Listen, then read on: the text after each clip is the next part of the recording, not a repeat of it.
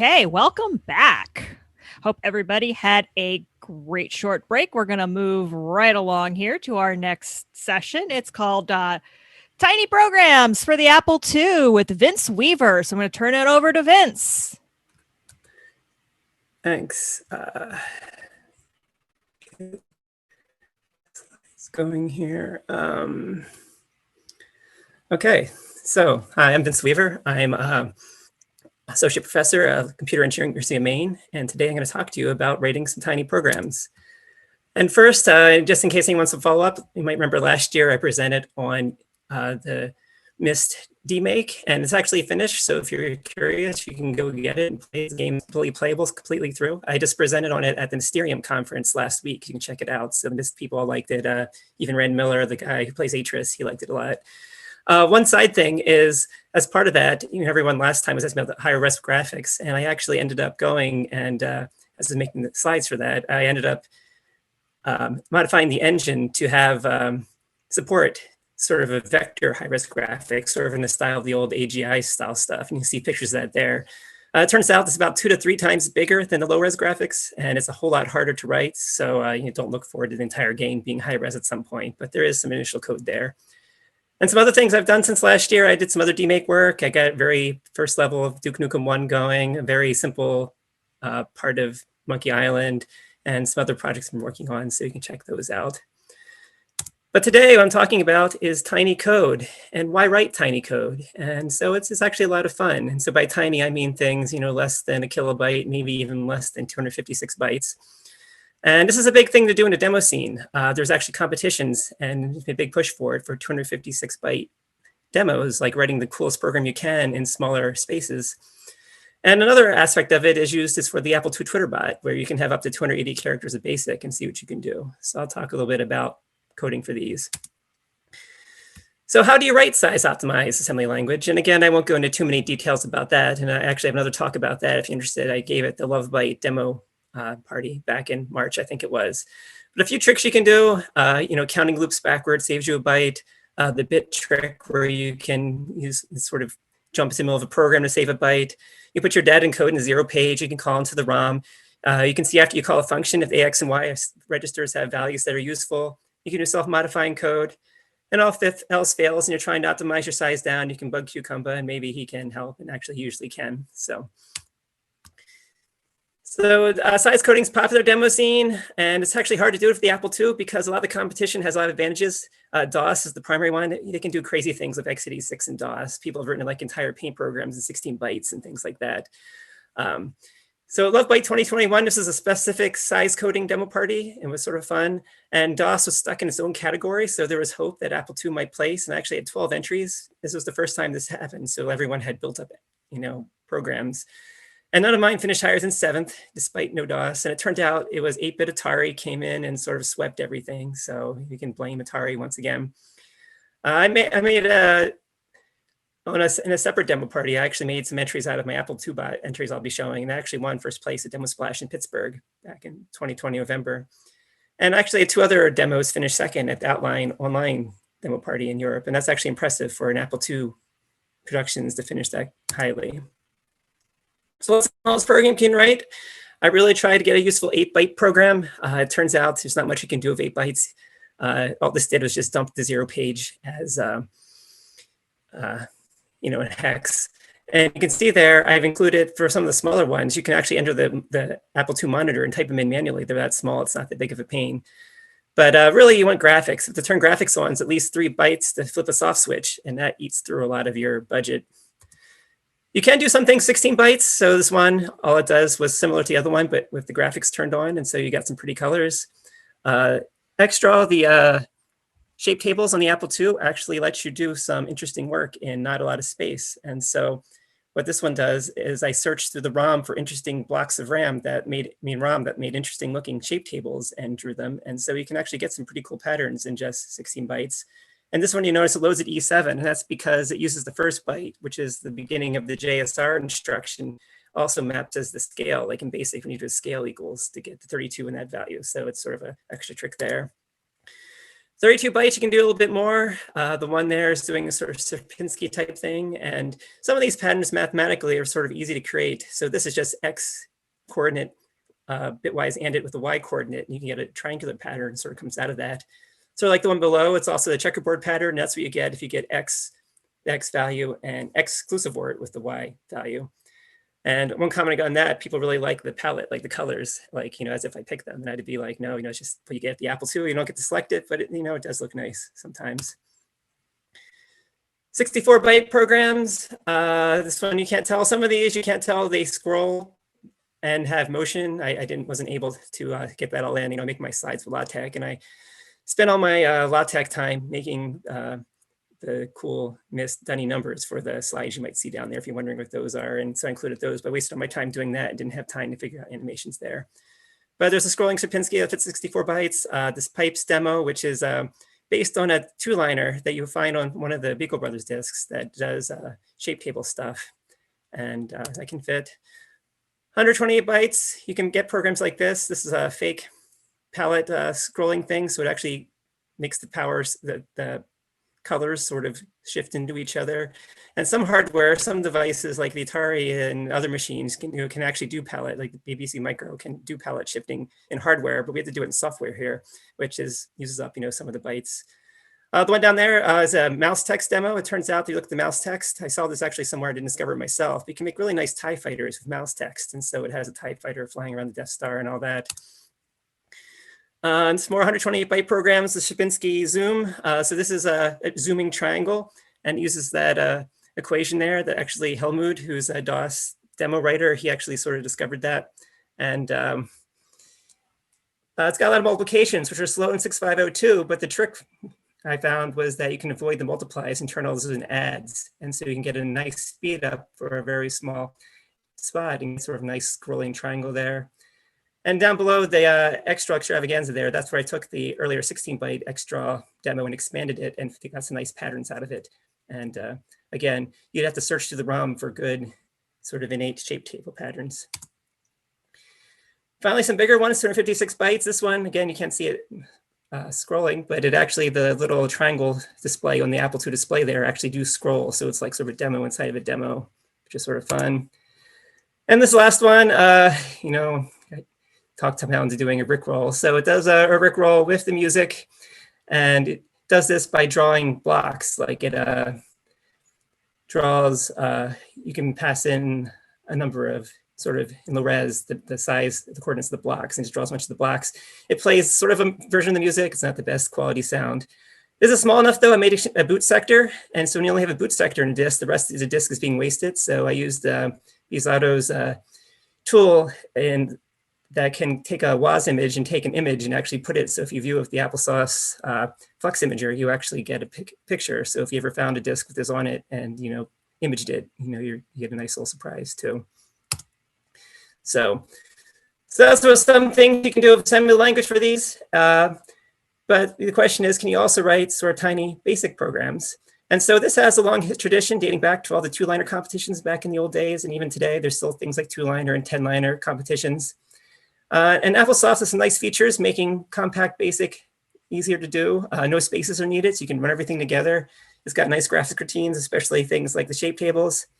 It does have some things that make it harder to do things. So there's no bit manipulation or modulus division.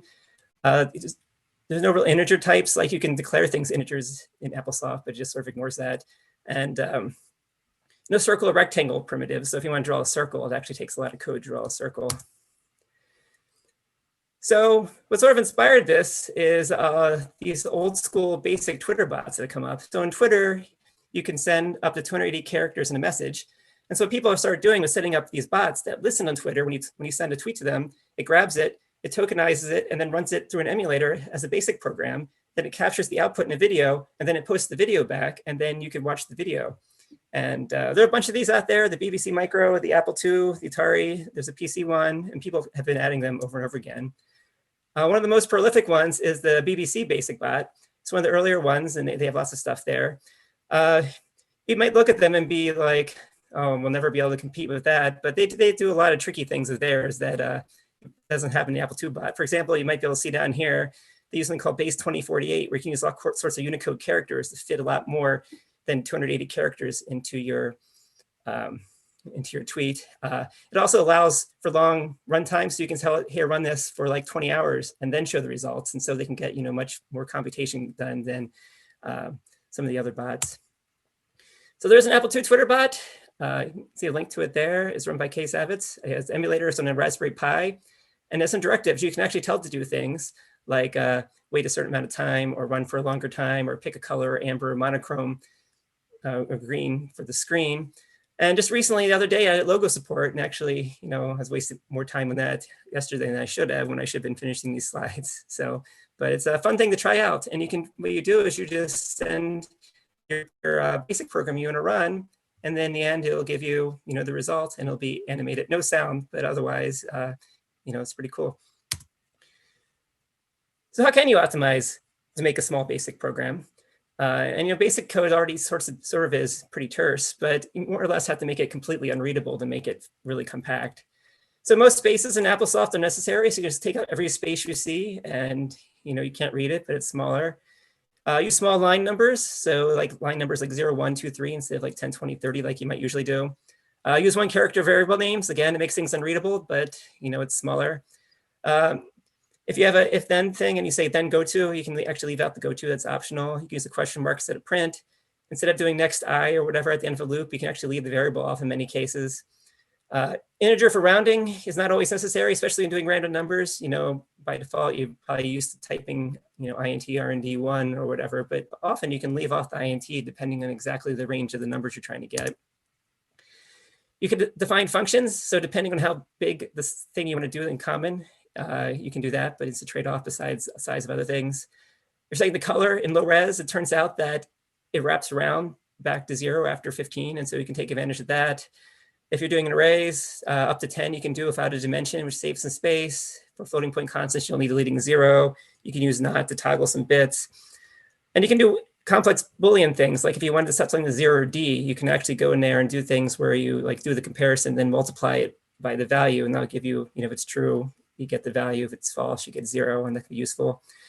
And some crazier hacks you can do, things like the paddle for reading the joystick. It turns out if you put a big enough number, it will sort of go off the end into the IO space and read things. And there was a bug with the original, not a bug, which is the design of this original 6502, that it will actually when you wrap across a page boundary, it'll actually hit both pages when reading things. And so by using this trick, you can do things like flip soft switches, even though you shouldn't be able to. They fixed that bug in a 6.5 CO2 though, which is a shame because it means that it's a limited use of this trick, and so you can't depend on it depending what machine you're running on. But there's a lot of weird tricks where you can do this. Instead of doing like a peek or a poke, you could use the paddle command to do that.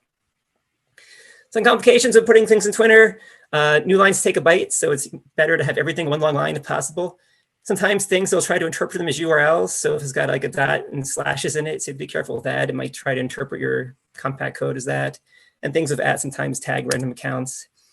So some examples of stuff I did in plain basic, some things like this. This one right here is actually a raycaster, sort of like it's a very, very slow, almost Wolfenstein type engine. This is a scrolling tunnel you can't see. This is drawing some circles. Some Mousetext. There's the TIE Fighter again. There's a floppy disk thing. It just drew a bunch of floppy disks using Mousetext. So one thing is, a lot of these things, you want to have binary data in it, things like Shapetables and all that. So traditional way of doing this was having a data statement, reading it, and then poking it in the memory. But this wastes a lot of space. You can take up to 4 bytes for each byte you want to write the memory, up to 3 digits for the number and then a comma. So we can reduce it. So it turns out you can put raw data inside of quotes or after a mark statement, and BASIC will ignore them. And so the question is, if we put raw data there, can we find it? And it turns out Applesoft always loads at address 800 hex by default. And so we can find in our program where stuff starts. And you can get there. So here's some examples in the Shapetables. And the way the Shapetables are designed, there's some constraints you have to get printable characters. But you set it up and you just point it to the end of the remark statement. And so even though it's supposed to be a code comment, it actually holds the data. And so you can get things as a spaceship one, actually had a Nyan cat, and a scrolling horizon type thing here. You can send this some more. So the Apple II demo I had, this is actually drawn about 30 different blocks. And so what it is, it has the color and then the coordinates.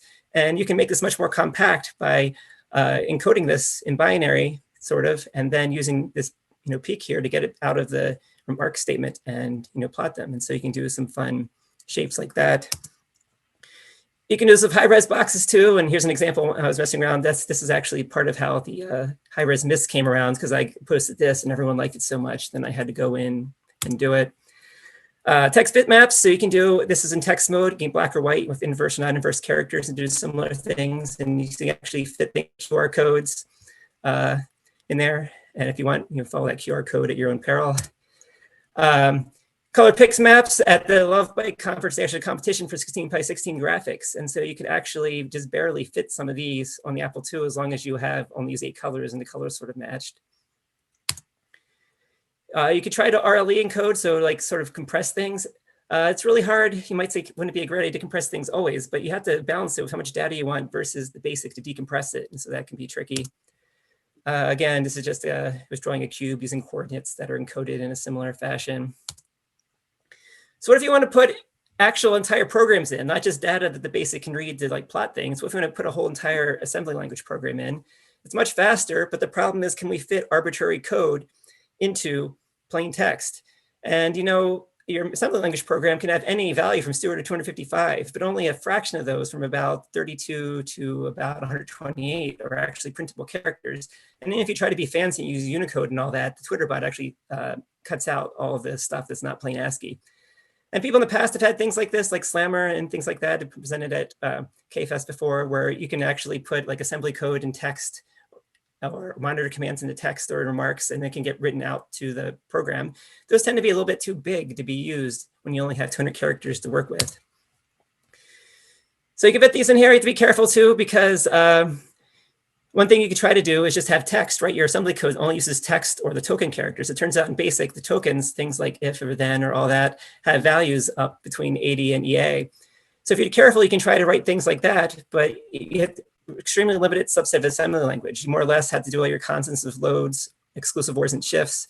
You can't jump to a subroutine because the value for that is 20 hex, which is the same as a space character, and that gets stripped out. So you have to fake it with push and return to get the things. But you can do some things like this. So this code right here is actually calling into this sort of nonsense command. But what this actually does is does a bitwise AND, which is not available in BASIC, but you can call into it here. Or this smaller program you might recognize from earlier, I encoded the entire thing by being very careful. It's a 16-byte program, expanded a lot, but just ASCII characters and the tokens actually makes a valid machine language program, and so the program just calls into it. So can we encode, entire arbitrary programs and not just, parts of them? And you need to split the bits up and then reassemble them. So the first way I looked at doing this was 4+4 encoding, where you split each 8-bit byte into 2 nibbles, offset it by the space character to get up into the printable character range, and then you get the ASCII you can get there, and then you'll have a basic program that writes into memory and then jumps to them or calls to them. You can do this. It's not very compact. The best you can do is about 100 bytes or so of machine code, which is good, but not really that great. So next, look at 6+2 encoding. In this one, you take this top 6 bits of each byte, encode it similarly like we did with the 4-bit stuff. But then we take the remaining 2, and for 3 characters, for 3 bytes, we take them and put them together and make another one. And then at the end, we put that in. And so you're basically taking every sort of 3 bytes and expanding to 4, and you can fit this a lot better. And what's interesting is all the various 652 based Twitter bots, pretty much everyone discovered this independently and was using it without even talking to people. So the BBC and the Atari people all sort of figured this out around the same time we did. So Cucumber helped optimize this a bit. We found you can expand things by using lowercase letters. You can rearrange the decoder to get some things a little better. You can avoid masking the bottom bits by subtracting in certain ways. Trunk Green helped us. We use it by using a quote instead of remark. You can save some space. And to call it, so you might say, how do you call things in BASIC? In assembly language from BASIC, you can use user or call. It turns out the ampersand operator jumps to address 3F5, and so you can put your code there. The only trouble with that is if you're using text or low-res stuff, the low-res and text page starts at 400. So if you do that, it would overwrite your code and bad things are happening. So instead for those, you have to put them earlier and just have a jump at the end that jumps backwards to it. And when you're loading things, if you're loading a high-res program, you can actually watch it decode and load the executable right into the text page before jumping to it in some of these. So our current decoder can handle up to 141 bytes, and we have a C program that will go and encode it for you. So you just write in assembly language, make sure things are starting at 3F5 or in the right place, and then it will do it. 141 bytes, you get a few more bytes, but you want to have this B11 directed beginning, which tells the bot to skip 11 seconds in. Otherwise, you have to wait for people to decode things, and it makes for lousy screenshots at the beginning, the preview. People are not going to click on it if all they see is just a page of garbage or whatever. So it's horribly slow for various hacks. I don't have time to go into this completely, but since there's no shifts and there's no bitwise stuff, we have to do crazy stuff. We're doing 4 to the power of the modulus. You have to do like this, I minus I integer of I3 times 3. And this is really slow. And so that's why the decode is really slow. And this is actually right here is the 6+2 encoded data here. And, it looks, like line noise, but it gets decoded by the pokes. And then it gets this line here, runs the ampersand, and it runs. And this quote here, would be invalid basic, but it never returns, so it doesn't matter. So various things you can do like this. There's a fire doom flame demo, just circles. This is any of my demo scene demos that are less than 128 bytes will fit just fine in this. So this is one called Autumn that makes cool colors. Some double high res ones. This one was my attempt to try to make a Commodore 64 screen with Shapetables, which sort of worked. This is a dripping water one. This one is a cool wire thing. I attempted the Amiga bouncing ball demo, sort of. Some of these are zooming. This is a XOR of 9, you get a cool effect. This is sort of a zooming and effect. Some other ones, this is a tunnel. You can't really see a tunnel, sort of a spider web. And so these cool things, and you just sort of play around with the small amount of space you have and trying to fit and see what you can come up with. Other tricks you can do. So this program was a challenge I had where I tried to write one program that could run to both the Applesoft and the GW basic bot and make the same picture. And it sort of worked. It's using a different method here where it's getting the characters instead of peeking them out, because the GW basics put the code elsewhere. It's actually doing string routines to actually get the values. And it sort of depends, uses a peek detect as Apple II and runs it and ignores the GW basic code here at the end. And the basic interpreters, the way they work, you can actually sometimes, the code doesn't run until you actually run to it. So if you have invalid code later, it doesn't matter. Other tricks, the graphics and text are the same location on the Apple II. And so you can do interesting effects in the windows. You can, if you don't know, you can poke values and set the text window different sizes. So this one demo was doing that, where it's just listing itself in different sizes and then switching graphics mode on. And the UVC bot, people are watching this, and it's funny, they tried to re-implement this on their machine because they thought it looked cool, but they had a lot of trouble because, again, it didn't really map up well to what their hardware was doing. And so I've been doing a lot of these. I'm up to about 64 of them. And I have a disk where you can, disk image, I should post this, where I've been doing it. It looks a lot like the disk images I had when I was in elementary school, when I was just writing lots and lots of tiny basic programs just because out of books and everything back then. So it's sort of funny. And I still haven't hit the limit of 1 floppy yet, so it's getting there.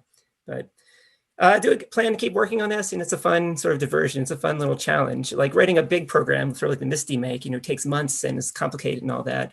But sitting down and just writing a small basic program fits under 288 characters, the limitation sort of makes it a fun challenge, but also means you can do it in a couple of days and not spend months and months and months on it. So, some more info, the source code. I have a website that lists all of them and has the code, and you can cut and paste it in. Source code's all posted on GitHub if you want to look around. The Apple II, the character demos there webpage actually took a while, but I linked it. All the assembly ones, that you can't tell what the assembly language is, I actually linked into the source tree, so you can go directly to them if you wonder what exactly the assembly code's doing. And then I have some links for some other talks I've given on this. So, so that's all, and I'll be glad to take any questions people might have. I guess I can try to. Okay, let me scroll through here. I was really the problem is that I focus on what y'all are saying and I miss stuff. Yeah, I can look through here too, I guess. I'm like, this is so cool.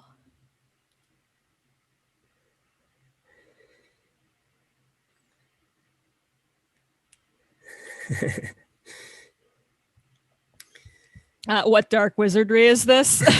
Yes, it's a lot more comments and questions. Yes. Let me see if there's anything in the Discord. Yeah. There probably is.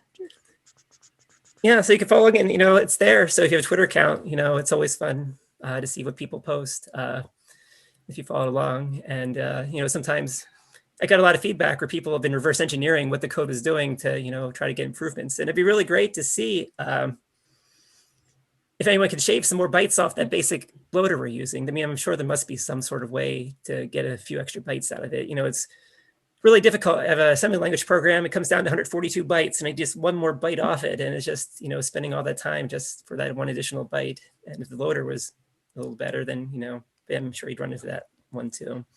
He said, there's a question in the Discord. Do you feel like there's less room for bugs doing programs as tiny as possible? That has always been my impression, but I'm not a programmer. Actually, some of my more interesting entries are ones where I was trying to do something, I had a horrible bug, but then it looked really cool in the screen when the result. So there's still room for bugs. It's a lot easier to hold all the code in your head with something this small. So it does make it, I think, also a little easier when you're coding to, avoid bugs for that reason. But there's always room for bugs. Even that 8-byte program probably has at least one bug.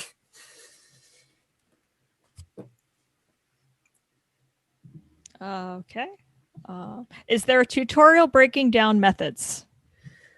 So that website I linked to, if you go there, I try to at least document a little bit what I'm doing in each one.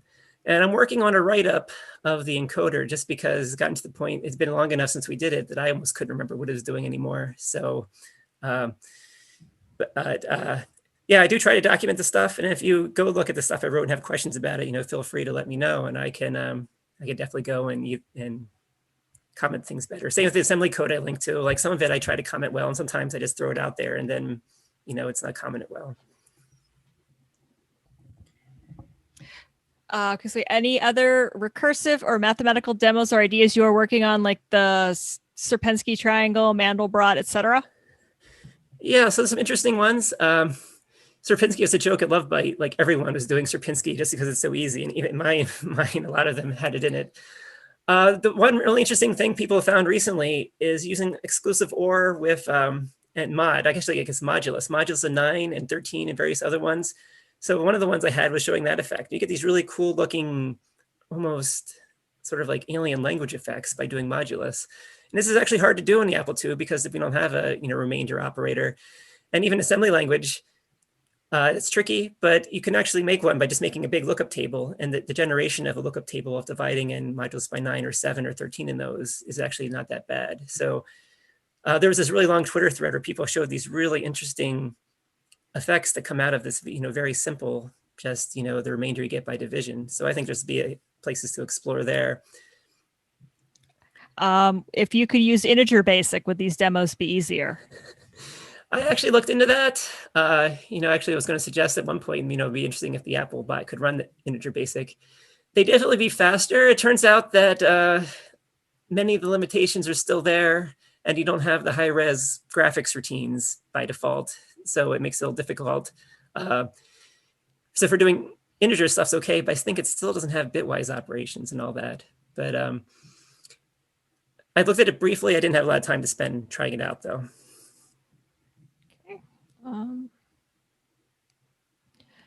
Oh, Cucumber says the decoder is shorter in integer basic. Oh, okay, that's cool.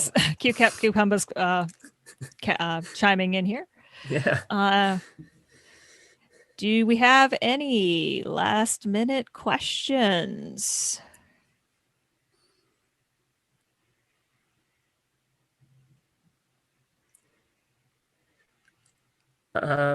Making sound, that's up. I think it's a limitation currently of the Twitter bot. Just the way it makes the videos, it doesn't handle sound. And it's good. Some of these ones, just as a joke, they actually use the beep character as timing to time things out. So you actually listen to it in real hardware. It's probably really obnoxious and beeps a lot. So sorry for the people actually putting those in.